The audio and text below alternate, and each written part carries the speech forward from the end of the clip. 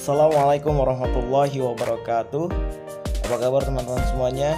Alhamdulillah, pada kesempatan hari ini kami dari kelompok 3 insya Allah akan memberikan beberapa penjelasan materi kita di video kali ini. Sebelumnya kami ingin mengenalkan siapakah anggota kami. Yang pertama ada saya sendiri, adalah Azmi Muhammad Hikri. Dan selanjutnya ada Muhammad Hafid Sabilah, ada Umar Abdul Aziz, ada Muhammad Fawazi, dan yang terakhir ada Ahmad Abi Putra. Untuk itu langsung saja kita ke pembahasan materi kita pada hari ini, yaitu tentang bagaimana seorang Abu Bakar dan juga perannya dalam menegakkan zakat sebagai pilar ekonomi Islam. Untuk yang pertama kami persilahkan kepada Saudara Hafid.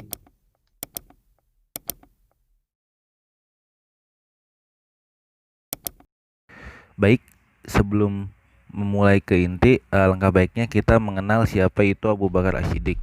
Abu Bakar As-Siddiq sendiri mempunyai nama asli Abdullah, yang mana garis keturunannya bertemu dengan Nabi Muhammad SAW pada kakek ke-6, yaitu Murrah bin Ka'ab. Beliau memiliki kinayah atau nama sebutan Abu Bakar yang artinya unta yang muda dan kuat, karena pada masanya beliau adalah seorang pemuda yang mempunyai kepribadian yang hebat, yang mana telah memiliki kedudukan di tengah-tengah kaum Quraisy. Adapun lakab As-Siddiq sendiri diberikan ketika ia membenarkan peristiwa Isra wal Mi'raj Rasulullah SAW. Untuk itu lakab As-Siddiq diberikan di akhir nama Abu Bakar, seperti yang kita kenal, jadi namanya Abu Bakar As-Siddiq. Beliau lahir setelah tahun gajah. Banyak riwayat yang mengatakan beliau lahir 3 tahun setelahnya, ada yang 2 tahun 6 bulan setelahnya, dan ada juga yang berpendapat 2 tahun beberapa bulan tanpa menyebutkan spesifik bulannya. Ya, beliau lahir di kalangan terhormat, memiliki kedudukan dan kemuliaan di tengah kaum Quraisy. Ya, bapak beliau adalah Utsman bin Amr yang mempunyai nama kunyah Abu Quhafah, yang masuk Islam ketika Fathul Makkah. Adapun ibunya bernama Salma binti Syakhr bin Amr bin Ka'ab bin Sa'ad bin Taim, yang termaksud orang yang masuk Islam pada awal dakwah secara terang-terangan. Ya, keluarga Abu Bakar sendiri, Abu Bakar memiliki 4 orang istri, yang mana dari 4 orang istri itu dikaruniai 6 orang anak, 3 anak laki-laki dan 3 anak perempuan. Ya, begitulah profil singkat Abu Bakar As-Siddiq. Dan dilanjut dengan Abu Bakar As-Siddiq di masa jahiliyah.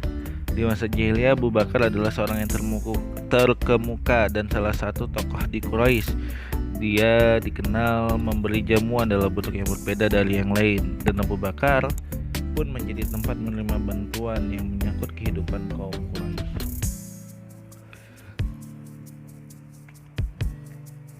Kelebihan yang dikenal dari beliau adalah karena ilmu pengetahuannya tentang nasab, yang memudahkan beliau berkomunikasi dan mengetahui latar belakang dari seseorang. Pada perniagaannya disebutkan dalam satu riwayat, beliau memulai usaha sejak dini dengan modal 4.000 dirham. Familiar, menarik, bersahabat, dan disukai banyak orang. Tidak pernah meminum minuman keras pada masa jahiliyah, dan tidak pernah sujud kepada berhala. Nah, tentunya di masa jahiliyah inilah yang menjadikan Abu Bakar As-Siddiq salah satu sahabat yang pertama kali masuk Islam. Ia tidak pernah sujud kepada berhala karena ia selalu mencari kebenaran agama yang selaras dengan fitrah yang lurus, yang mampu memenuhi dahaga dan hasrat spiritualnya. Untuk itu beliau termaksud ke dalam asy-syabiqunal awwalin, sahabat yang pertama kali masuk ke dalam Islam. Adapun pada masa keislaman Abu Bakar, Abu Bakar adalah salah satu sahabat yang pertama kali masuk Islam dari kalangan laki-laki dewasa yang merdeka. Tentunya keimanan itu tidak didapatkan secara instan oleh Abu Bakar. Beliau beriman karena perjalanan imaniyah yang panjang dalam usaha mencari agama yang benar dan selaras dengan fitrah yang lurus dan mampu memenuhi dahaga dan hasrat spiritualnya. Di masa awal keislaman beliau sudah membantu Rasulullah SAW berdakwah, dan buah dari dakwahnya adalah masuknya sekelompok orang-orang pilihan ke dalam agama Islam. Beliau pun adalah salah satu pembela Rasulullah sebagai sosok yang sangat pemberani dan sahabat Rasulullah yang paling banyak membantu dan lama berada di sampingnya. Salah satu pembelaan Abu Bakar As-Siddiq kepada Rasulullah adalah ketika Nabi Muhammad sedang sholat di dekat Ka'bah, tiba-tiba Uqbah bin Abu Mu'id mencekiknya. Lalu Abu Bakar memegang pundak Uqbah dan menjauhkannya dari Rasulullah. Intimidasi, gangguan, kekerasan, dan teror bukan hanya diberikan kepada Rasulullah SAW, melainkan pengikut yang telah menyatakan tauhidnya dan beriman kepada Allah dan Rasulnya, terutama terhadap orang-orang Islam yang lemah dan tertindas.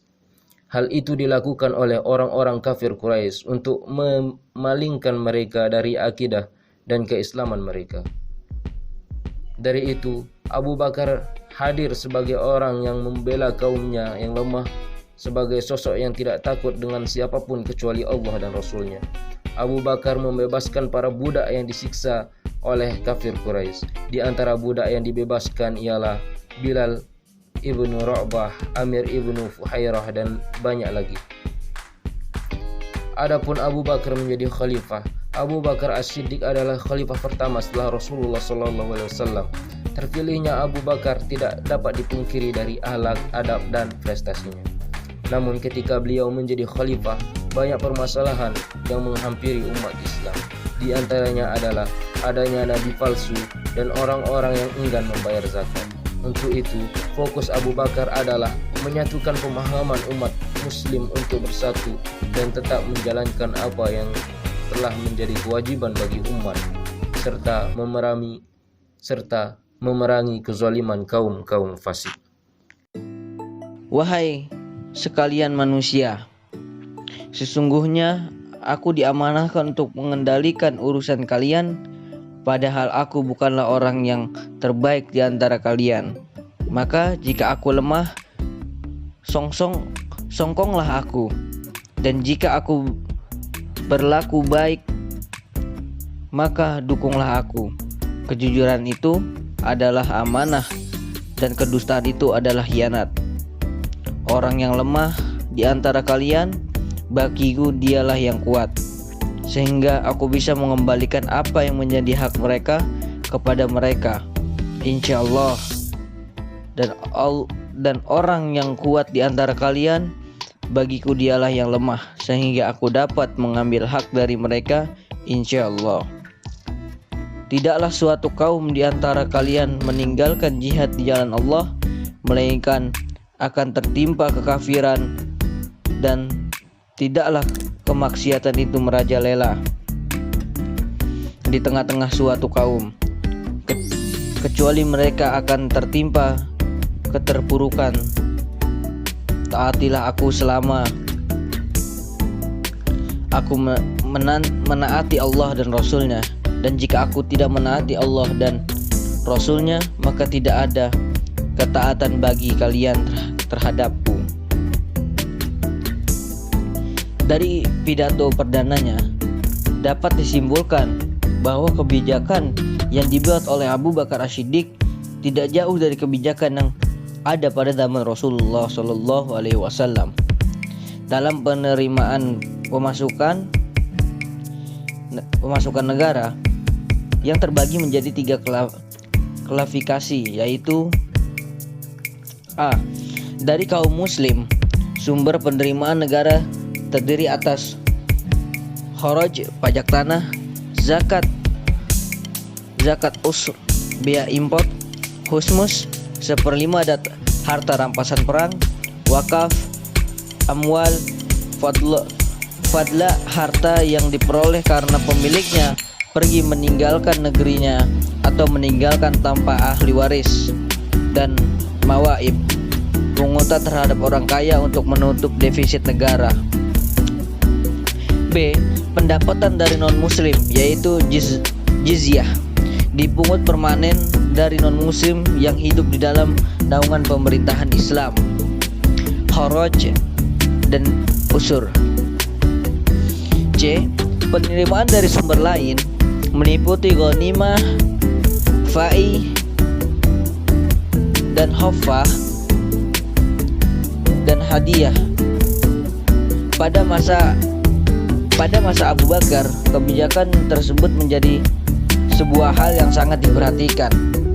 Hal ini karena keadaan yang tidak stabil, banyak pembangkang yang enggan membayarkan zakatnya dengan dalih bahwa kewajiban zakat itu hanya ketika Rasulullah masih hidup. Untuk itu Abu Bakar As-Siddiq memberikan ultimatum untuk memerangi orang yang enggan membayar zakat, sebagaimana yang diriwayatkan Abu Hurairah radhiyallahu an. Sungguh aku akan memerangi orang-orang yang memisahkan antara kewajiban salat dan zakat, karena sesungguhnya zakat adalah hak yang ada pada harta. Sungguh aku akan perangi mereka, walaupun mereka hanya menolak untuk memberikan seutas tali yang pernah mereka berikan kepada Rasulullah Shallallahu Alaihi Wasallam. Kutub Ibrahim menyebutkan 4 alasan yang mendorong Abu Bakar memberikan ultimatum tersebut. Pertama, sikap enggan untuk membayar zakat adalah bentuk pembangkang dan kemaksiatan kepada Allah Subhanahu wa taala, sekaligus bentuk dekonstruksi terhadap rukun Islam. Di samping itu, hal juga merupakan sikap menyelisihi tuntutan Rasulullah Shallallahu Alaihi Wasallam. Tentunya jika khalifah membiarkan hal ini terjadi tanpa ada tindakan, maka sejatinya dia telah merestui keburukan ini dan harus bertanggung jawab di hadapan Allah di dunia dan di akhirat.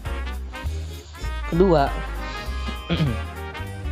sikap enggan membayar zakat akan mencederai hak orang-orang yang menjadi mustahik zakat. Seorang hamba sahaya yang seharusnya dapat dimerdekakan dengan harta zakat